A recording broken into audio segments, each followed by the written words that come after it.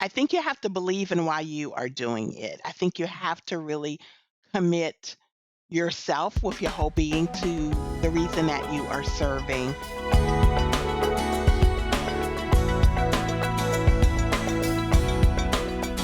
As you're traveling and, obviously you're always away from your family and friends and you make friends, but then you leave friends. And that's Mhm. difficult too, but exciting at the same time because now you have friends all over the world. But how do you stay in contact with your family and friends? What's the best way to do that? I mean, they can look at your Facebook page or Instagram and, maybe see what's going on if you keep up with that. But how do you stay connected, especially to your family members? Yes, it's a little challenging. We tried to return home as often as we could. When we were overseas, you get an opportunity to come back and, of course, see family and do whatever that you need to do. So we were able to do that. We always were calling our family. Interesting enough, my husband and I are both only children, so we Oh, didn't have wow. sisters or brothers to call. I wish that we did, but we didn't. Yeah. And so, but our family, our parents, we maintained contact as much as we could. And the Hmm. kids had, varying relationships with the grandparents because of the distance. And so it was really interesting and a little challenging for that. But we Sure. returned home when we could. Even we were, Yeah. no, I remember times in Eastern North Carolina, like, okay, we're gonna get on the road next weekend and going up to Maryland and see, Grammy and Grandma and Grandpa and Granddaddy and everybody. So Yeah. yeah, we did it as much as we could. And so that was the probably, and as social media is you know, but our parents really weren't on social media, so I guess that really wouldn't Sure. have helped. We just did a lot of phone calling, to be honest. Yeah. Well, and nowadays, of course, we have FaceTime and, Right, Zoom and all sorts of right. other ways that you can actually see the person Yes, instead of yes, just talking to them on the phone. And so, exactly. I know that's fun that we've talked before about how grandparents can be involved in their grandkids' lives, even reading a book to them, and you can do that over Zoom or over FaceTime or something like that. They can just Yes, go pick up a couple books at the library if they want, maybe once a week. They could exactly, read a book to them or, play a game with them over the phone. I mean, exactly. there's lots of ways to stay There's so many ways connected. now. Yeah. Exactly. Talk really quickly. We have a couple minutes left. Talk Okay. about your the sibling relationships, your kids and how they reacted to one another. Are they tight with each other because of the lifestyle that you had?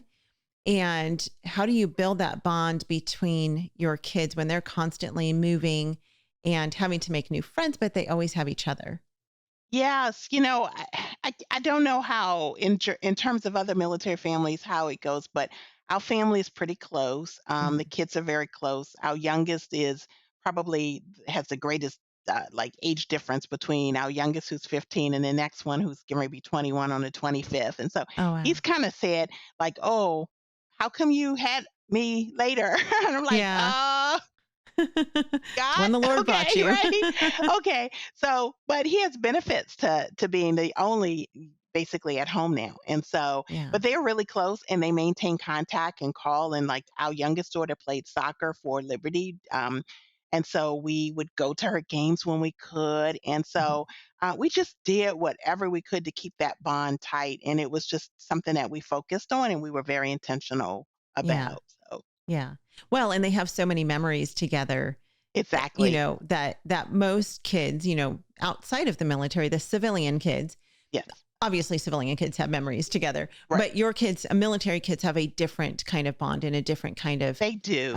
We can relationship because they have different kinds of memories, yes, yes, of we can talk being about, "Oh, together. you remember we were at the Leaning Tower of Pisa and we did like this and took the picture, Yeah. and remember when we did this, and when daddy came back from deployment and, Noah, the youngest at the time, didn't recognize who he was, and when my husband picked him up, he went, "Oh," like that, 'cause, he had been gone and he was just like a year and a half, so it's just a lot, but they Yeah. remember those kinds Right. of things, and it's anchored, where were we when this happened? Yeah. Where were we when this? And, "Oh, I was born in California, you were born in Virginia," it's different things like Right. that, Right. all part of military life, and so Yeah. it's really a unique it's a just a unique lifestyle. It Yeah. really is. What is one last piece of advice that you would want to leave with military families or with those who are not military, but maybe they travel a lot and they have a similar lifestyle? Wow. I think you have to believe in why you are doing it. I think you have to really commit yourself with your whole being to the reason that you are serving.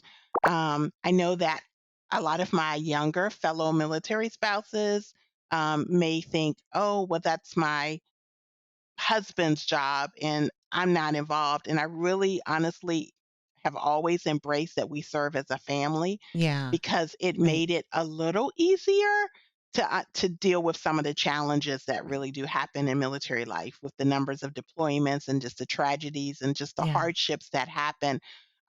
It's not easy. And so I think that's what I would say is just believe in it with everything you have because that Yeah. will help you through the hard times. Homeschool Insights is sponsored by CTC Math. If you're looking for a great online math program, visit ctcmath.com and try it for free. For more great homeschool inspiration and resources, listen to the Schoolhouse Rocked podcast every Monday, Wednesday, and Thursday.